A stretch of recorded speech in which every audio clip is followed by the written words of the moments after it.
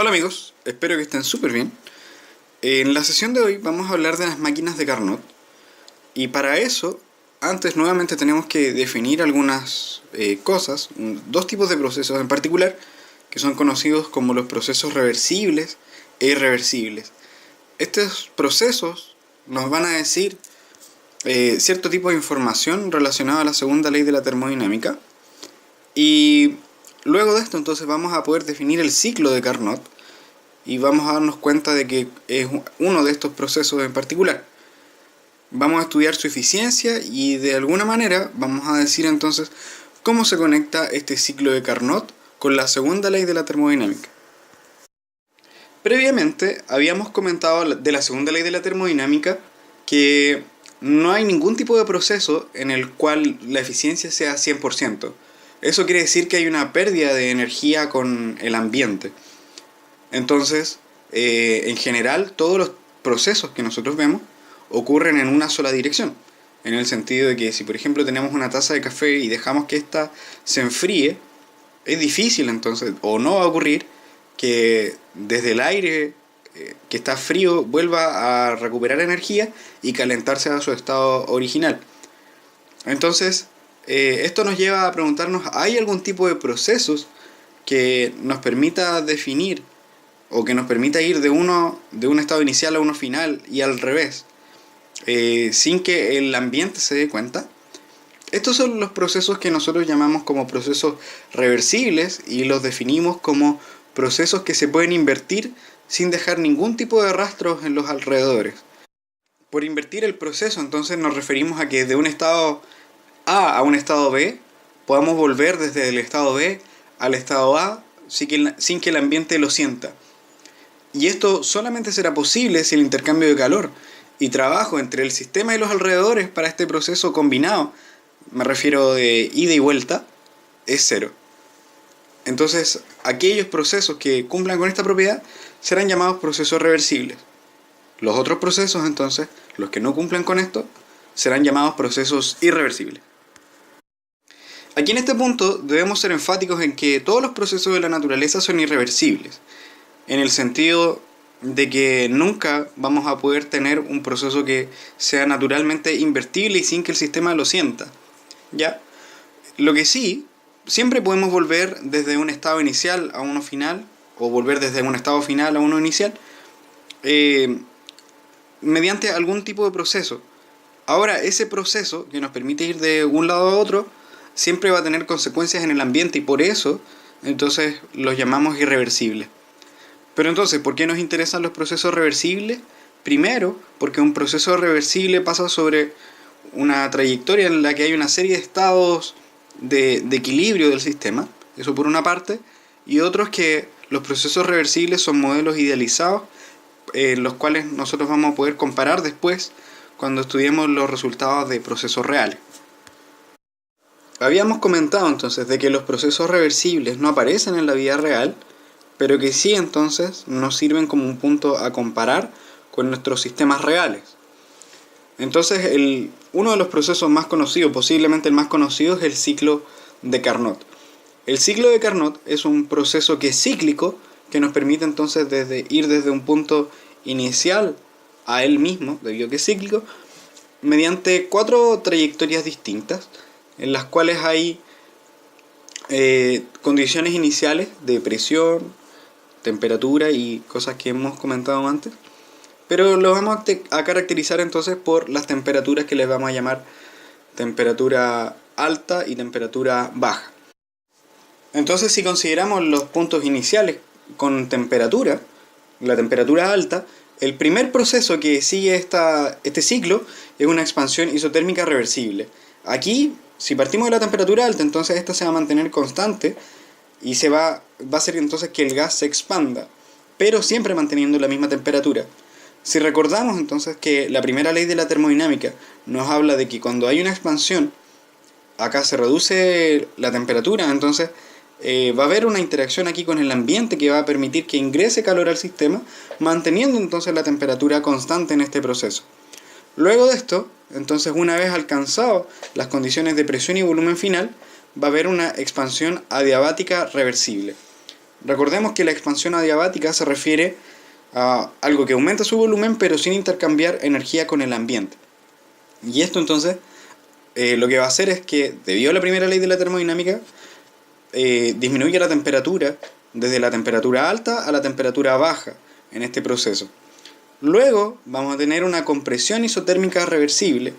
El proceso es similar, salvo que ahora vamos a reducir el volumen, vamos a aumentar la temperatura interna, entre comillas, pero entonces va a liberar parte de esa energía manteniendo la temperatura baja constante hasta llegar al tercer punto de esta trayectoria para finalmente entonces tener una compresión adiabática reversible que nuevamente entonces no va a haber pérdida de energía con el ambiente y va a llegar hasta su posición final, a su punto final. Como dijimos, el ciclo de Carnot también es un proceso reversible, por lo tanto existe el ciclo de Carnot inverso.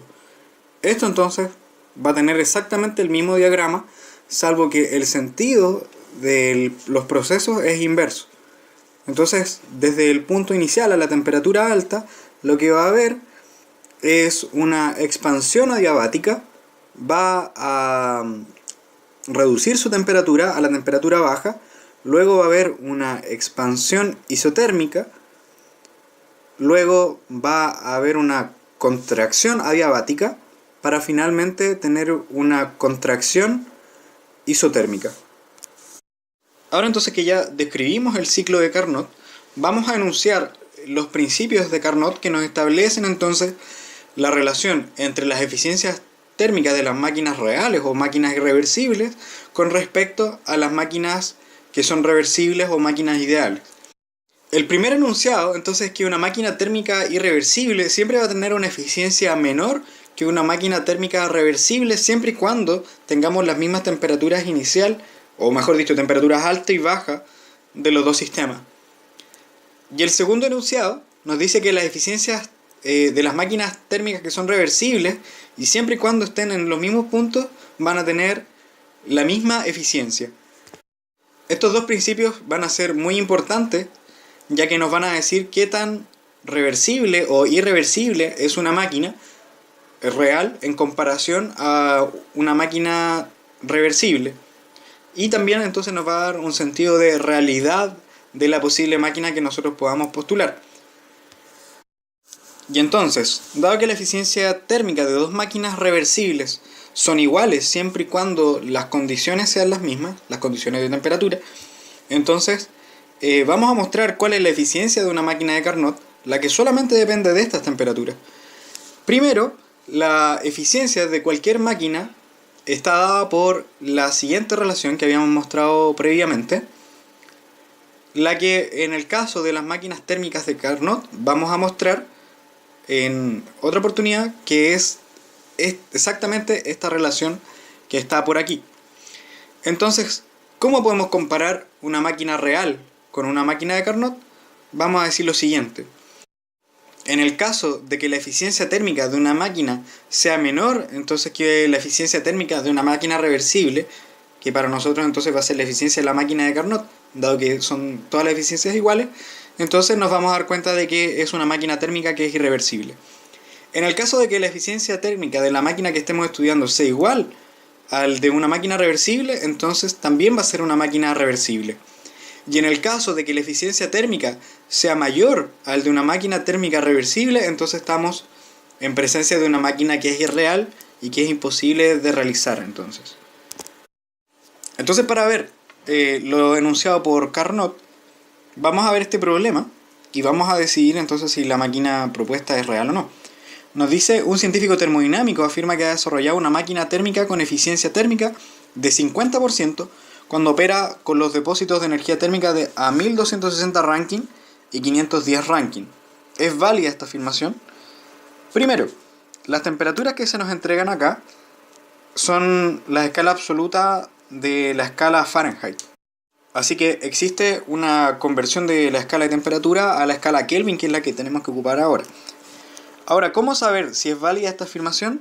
Debemos recordar entonces de que la eficiencia térmica de la máquina que estamos estudiando tiene tres opciones: ser menor, igual o mayor a la máquina reversible que vamos a estudiar, la máquina de Carnot. Entonces estudiemos la eficiencia térmica de la máquina reversible, que es nuestro punto a comparar. Esa eficiencia está dada por 1 menos entonces la división entre la temperatura baja, absoluta, sin olvidar eso, dividido la temperatura alta. Según los datos que se nos entregan acá, esa temperatura baja sería estos 510 Rankine,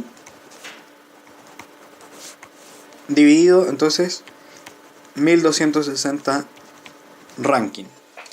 Si hacemos eso, el resultado que nos entrega acá es algo así como un 0,6. ¿A qué se refiere esto? Entonces que la eficiencia es algo así como el 60%. Esa sería la eficiencia térmica de una máquina reversible o la máquina de Carnot. Entonces, ¿es válida la afirmación que nos entrega el científico? Dado que la eficiencia térmica de su máquina es menor que la eficiencia térmica de la máquina reversible, entonces estamos en presencia de una máquina irreversible. Por lo tanto, esta afirmación sí es válida y esta máquina sí es realizable. Bueno, entonces vamos a dejar esta sesión por acá.